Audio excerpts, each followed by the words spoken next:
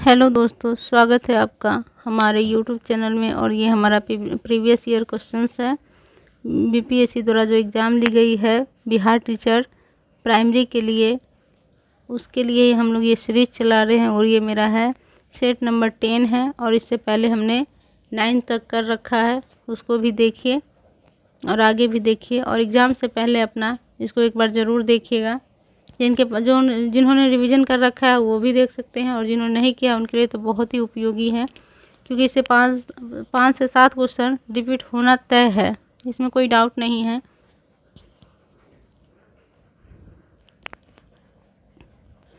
और ये आपको 23/5/1999 को ही एग्ज़ाम लिया गया है, उसी में ये पूछा गया है।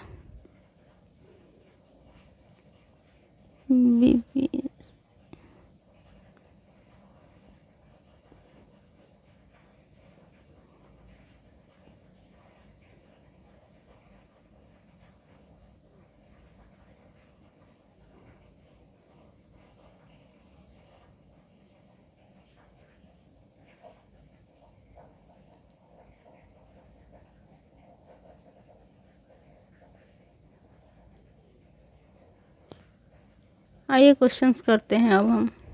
ये है सामान्य अध्ययन। बाल गंगाधर तिलक का जन्म कहाँ हुआ था? तो उनका जन्म महाराष्ट्र में हुआ था, रत्नागिरी में। भारत के प्रथम राष्ट्रपति कौन थे? तो राजेंद्र प्रसाद। ये 2 टर्म के लिए बने थे। भारत का राष्ट्रगीत जनगण मन किसके द्वारा लिखा गया है? तो जान में रविन्द्रनाथ टैगोर या ठाकुर सिंह ही हैं। बाबू कुंवर सिंह किस युद्ध में लड़े थे? तो ये 1857 के विद्रोह। भारत गणराज्य कब बना? तो ये गणराज्य बना 1947 में। 6 रहा था तो 6 यानी 15 अगस्त 1947 में।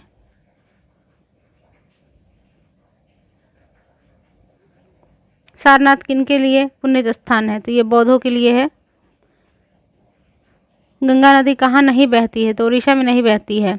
लद्दाख किस राज्य में है? तो ये जम्मू कश्मीर में है। अब तो ये अलग भी हो गया है दोनों, लद्दाख एक केंद्र शासित प्रदेश बन गया।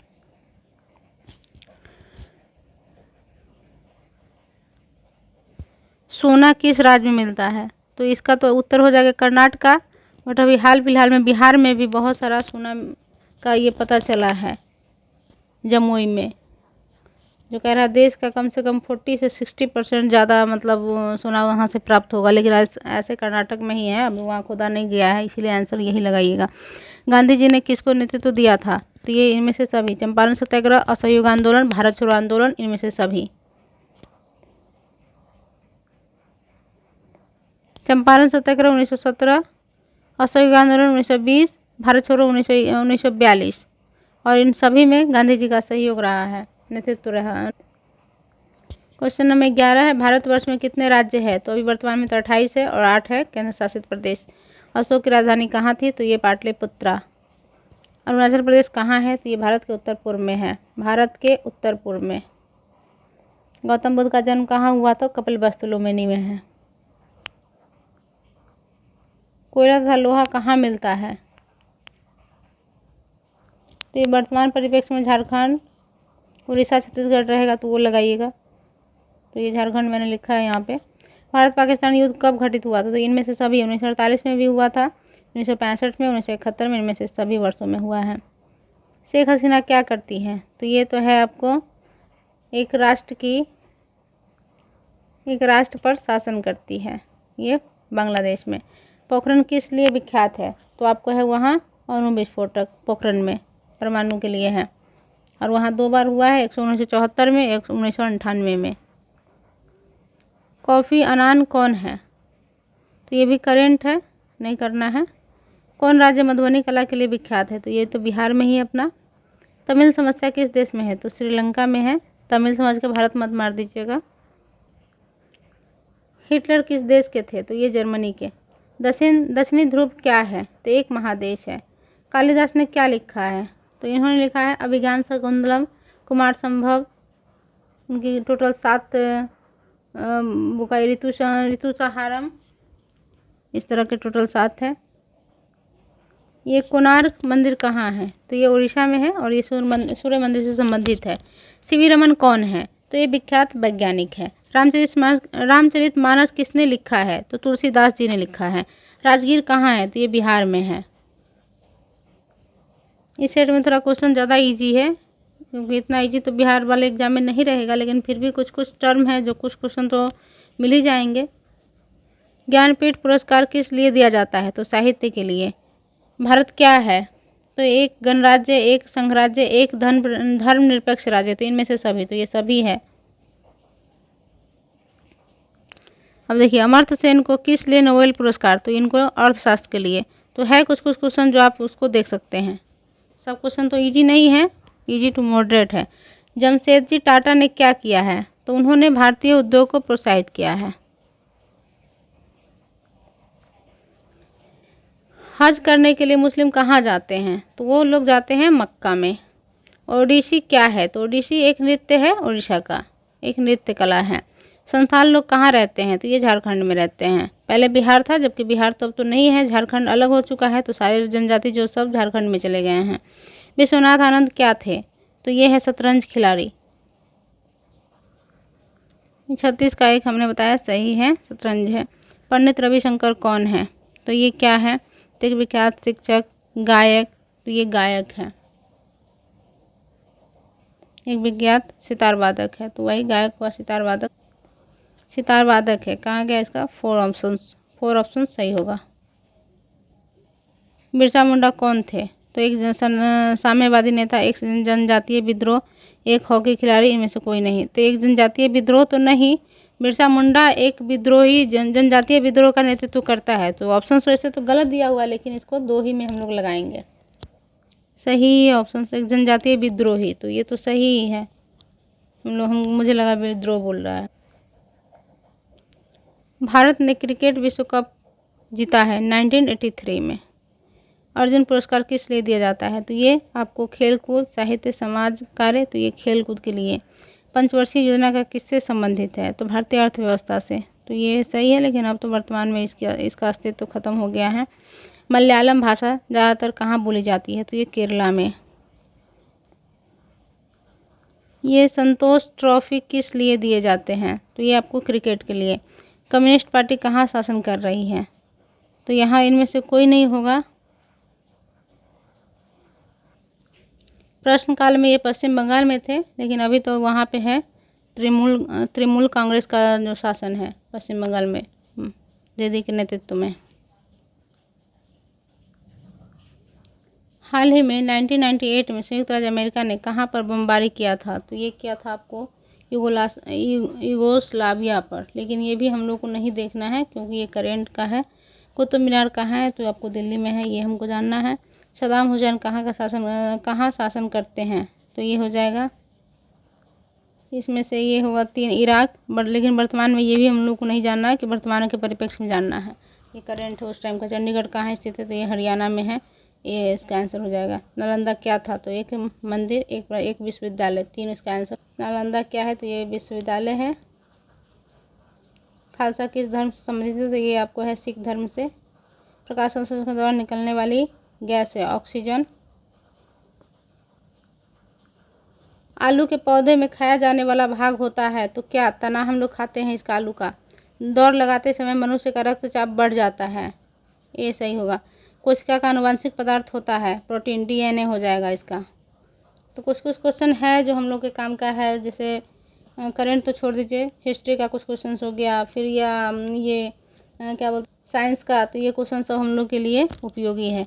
भारत में विभिन्न फलों को खेती के क्षेत्र के हिसाब से निम्न प्रकार सही है। तो सबसे ज़्यादा अनानास, आम, केला, नींबू प्रजाति। तो केला होगा, नींबू प्रजाति होगा। 3 इसका आंसर होना चाहिए, लेकिन सही ऑप्शन इसका आम होगा पहले। आम, केला, यानी ऑप्शन 4 है। पहले आम, केला, फिर नींबू प्रजाति, फिर अनानास हो जाएगा। इसीलिए हम बहुत सतर्क से, एक भी हम नहीं चाहते हैं कि कोई भी किसी का आंसर गलत दे दूं, ताकि आप लोगों को फिर वो याद हो जाए और आप लोग एग्जाम में उससे प्रॉब्लम हो जाए। इसलिए करंट वेरेंट का भी हम बहुत ही सतर्क से बताते हैं। निम्न में से किसका वर्गीकरण सजीव यांत्रिक ऊतक के रूप में किया जा सकता है? तो इसका आंसर हो जाएगा खम्भ, मृदूतक। जो जीव अपना जैव भोजन संश्लेषित करते हैं वे कहलाते हैं सोपोषी। किसान का परम सहायक कौन है? तो पिता कृमि, केचुआ। तो ये केचुआ हो जाएगा। हैजा निम्न से किसके द्वारा फैलता है? तो विषाणु के द्वारा। निम्न वृक्ष की छाल से कैनून उपलब्ध होती है तो किससे? तो ये सिनकोना हो जाएगा, 4 होगा। ये सब बार बार रिपीट होता है बीपीएससी के एग्जाम में। निम्न में से कौन सा अमीबक पेचिश उत्पन्न करता है? तो एंटी अमीबा हिस्टोलिटिका। निम्न में से कौन बच्चों का जन्म देता है? तो सशक, नाग, मेढक, छिपकली।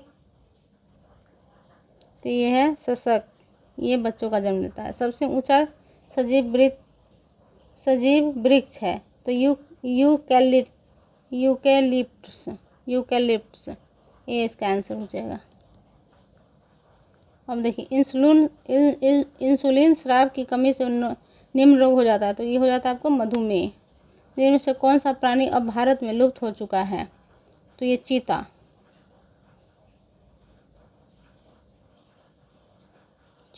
इसीलिए चीता को भी लाया गया है, नामीबिया से भी लाया है, फिर दक्षिण अफ्रीका से लाया है। और जो गिर नहीं, सॉरी याद नहीं है मुझे।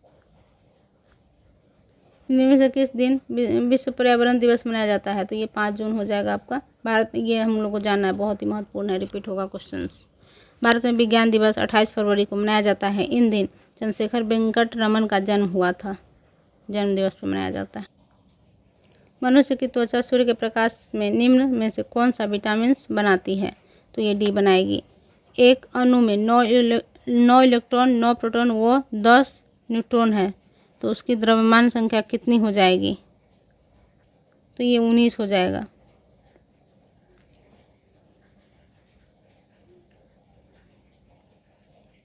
एक अणु के न्यूक्लियस में हो सकता है कितना? तो उसका आंसर हो जाएगा प्रोटॉन और न्यूट्रॉन, आंसर 2 हो जाएगा। जब एक लाल फूल को हरे कांच में से देखा जाए तो वो कैसा प्रतीत? तो हरा दिखाई देगा। वो हरा नहीं काला दिखाई देगा। काला विवर नाम इसलिए दिया गया है, इसका गुरुत्व इतना अधिक होता है कि यह प्रकाश तक को अंतरिक्ष प्रसारित होने से रोकता है। सूर्य में कौन सा तत्व सर्वाधिक मात्रा में है? तो ये हाइड्रोजन है, 73 का। फिर आइए हम लोग देखते हैं, यदि वायुमंडल न होता तो धरती की सतह का औसत तापमान कितना होता? तो अधिक हो जाता, इतना अधिक होता क्योंकि आदमी रह नहीं पाता। निम्न प्रकार की विकिरण से अधिकतम तरंगदैर्घ्य का चयन करें। तो सबसे ज़्यादा हो जाएगा तो गामा किरण का हो जाएगा। निम्न प्रकार के विकिरण से अधिकतम तरंगदैर्घ्य का चयन करें तो ये लाल प्रकाश का हो जाएगा, सॉरी गामा का नहीं होगा, लाल प्रकाश का, इसका तरंगदैर्घ्य अधिकतम होता है। पृथ्वी सूर्य के चारों ओर घूमती है, इस सिद्धांत को निम्नलिखित में से कौन उत्तम आधार प्रदान करता है? तो इसका मतलब हो जाएगा विभिन्न ऋतुओं का होना, विभिन्न ऋतुओं का हो जाना। 12 मीटर लंबी और 12 किलोमीटर भार वाली एक समान छड़ को इसके केंद्र में धुराग्रस्त किया गया। एक सिरे से 3 मीटर दूरी पर 10 किलोग्राम का भार डाला गया। संतुलन बनाए रखने हेतु दूसरे सिरे पर कितना भार डाला जाना चाहिए? तो ये 77 नंबर है, ये 5 है, इसको बना के देखिएगा। ब्राउनी गति का निम्नलिखित में से कौन सा कथन निर्देशन करता है? तो द्रव में सूक्ष्म कणों की यादृच्छिक की जाती है। निम्नलिखित में से कौन सा सही नहीं है? तो लाउड स्पीकर विद्युत ऊर्जा को ध्वनि ऊर्जा में, तो सोलर सेल विद्युत ऊर्जा को सोलर सेल में, तो यही गलत है। बीटा किरणें वास्तव में है तो यह है रेडियोधर्मी न्यूक्लियस द्वारा उत्सर्जित इलेक्ट्रॉन। तो यही सब हमारे एग्जाम के लिए उपयोगी है। साइंस बहुत ही ज़्यादा। निम्नलिखित में से सबसे अधिक लचकदार पदार्थ है, तो सबसे ज़्यादा लचकदार पदार्थ इसमें हो जाएगा इस्पात। निम्नलिखित में से कौन सा केवल एक तत्व से निर्मित है? तो हीरा हो जाएगा। कांच, इस्पात, वायु नहीं, इसमें हीरा होगा। कार्बन है, कार्बन में एक ही तरह का रहता है सेम। निम्नलिखित में से कौन सा गैस वायु का प्रमुख घटक है? ये 83 नंबर का नाइट्रोजन हो जाएगा। वायु का मुख्य घटक नाइट्रोजन। लोहे को इस्पात में बदलने के लिए कौन सा धातु मिलाई जाती है? तो इसमें निकेल हो जाएगा। बिजली के बल्ब का तंतु बना होता है, तो इसमें एल्युमिनियम से, तो ये टंगस्टन दिया हुआ, तो यही हो जाएगा। सौर को इस काम में प्रयुक्त होने वाला पदार्थ होता है, तो सिलिकॉन हो जाएगा। निम्न में से कौन आदर्श धातु है? तो ये हो जाएगा ट्रांजिशियम हो जाएगा। ट्रांजिशियम लिखना चाहिए। जल की कठोरता मापी जाती है, तो इडेट तरीके से। रेडियोधर्मिता का आविष्कार निम्न में से किसने किया है? तो हेनरी बैकलर ने किया है। एक रेडियोधर्मी तत्व की अर्धायु 20 मिनट है। उसकी 1 ग्राम मात्रा को 0.2.5 ग्राम तक घटने में क्या समय लगता है? ये 90 का आंसर हो जाएगा 40 मिनट। इसको बना सकते हैं। फिटकरी गंदे पानी को शुद्ध करती है, तो स्कंदन द्वारा, अपोहन द्वारा।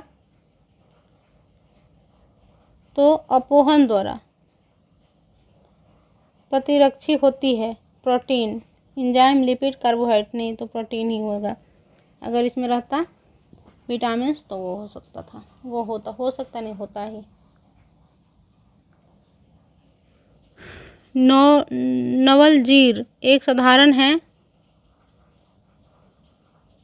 तो इसको छोड़िए क्योंकि इसमें एक से अधिक हो जाएगा। नायलॉन है एक पॉलीएमाइड। इसका 2 आंसर होगा। पॉलीएमाइड। नायलॉन क्या है? तो पॉलीएमाइड है। और हम लोग आगे इसका